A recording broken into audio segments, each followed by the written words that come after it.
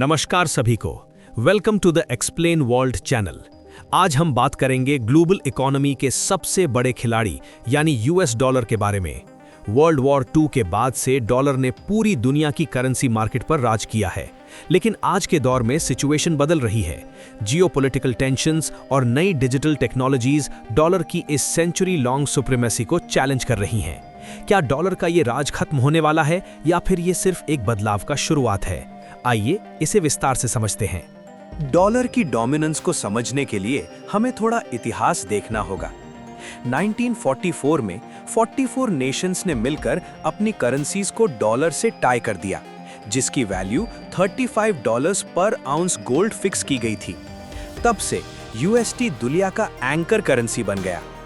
1971 में president Nixon ने dollar gold convertibility खत्म कर दी।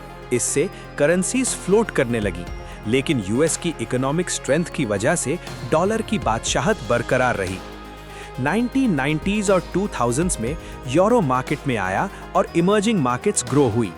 डॉलर का शेयर 72% के पीक से थोड़ा गिरा, लेकिन ये फिर भी रेजिलिएंट रहा। 2014-2025 में हाल ही में रशिया और ईरान पर लगाए गए सैंक्शंस और ब्रिक्स के एक्सपेंशन ने दुनिया को डॉलर के ऑल्टरनेटिव्स ढूंढने पर मजबूर कर दिया है। आप सोच रहे होंगे कि डॉलर इतने सालों तक टॉप पर कैसे रहा। इसके 3 बड़े कारण हैं।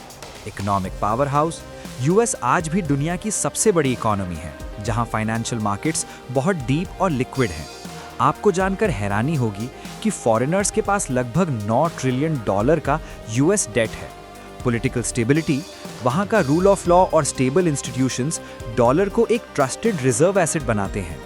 ग्लोबल एंकरिंग, दुनिया के लगभग 50% देश अपनी करेंसी को अनऑफिशियली डॉलर से पैक करते हैं और लगभग आधे यूएस बैंक नोट्स अमेरिका के बाहर सर्कुलेट होते हैं। लेकिन अब तस्वीर बदल रही है। डॉलर के सामने आज कई बड़े चैलेंजेस हैं। जियोपॉलिटिकल वेपनाइजेशन, अमेरिका ने ईरान, रशिया और वेनेजुएला पर सैंक्शंस लगाकर डॉलर को एक जियोपॉलिटिकल टूल की तरह इस्तेमाल किया है। इससे बाकी देश डर गए हैं। रशिया तो अब क्लेम कर रहा है कि 90% ब्रिक्स ट्रेड लोकल करेंसीज में हो रहा है। डेट एंड इन्फ्लेशन, यूएस का नेशनल डेट $34 ट्रिलियन तक पहुंच गया है और 2023 में मूडीज ने इसकी रेटिंग डाउनग्रेड कर दी थी।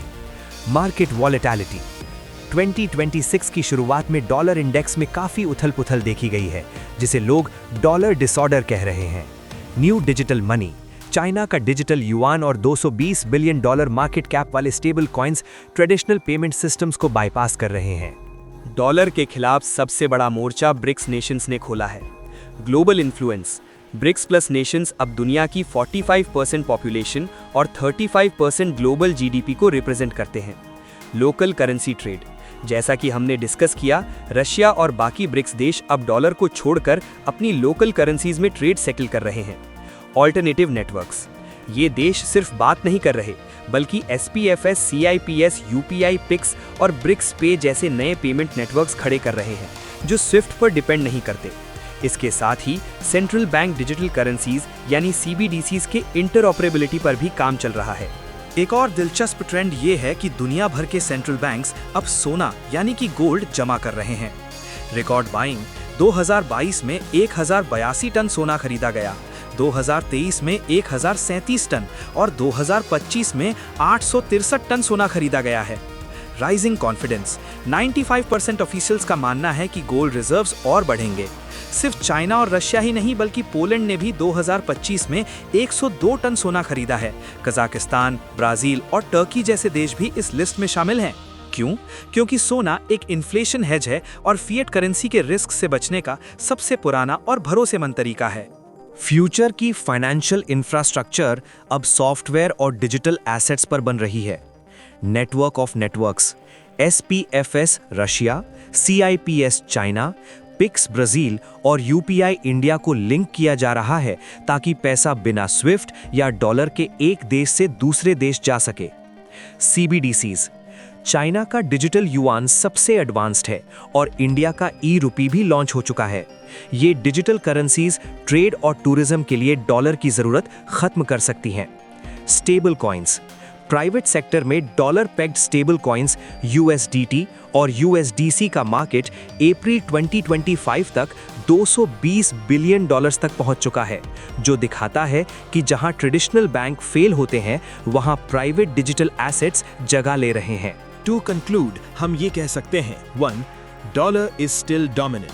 आज भी 58% रिजर्व्स और 80% ग्लोबल ट्रेड डॉलर में होता है। इसे रातों रात रिप्लेस करने वाला कोई दूसरा ऑप्शन फिलहाल नहीं है। 2. Gradual diversification. लेकिन डाइवर्सिफिकेशन शुरू हो चुकी है। गोल्ड और लोकल करेंसीज का बढ़ता इस्तेमाल एक बड़े बदलाव की निशानी है।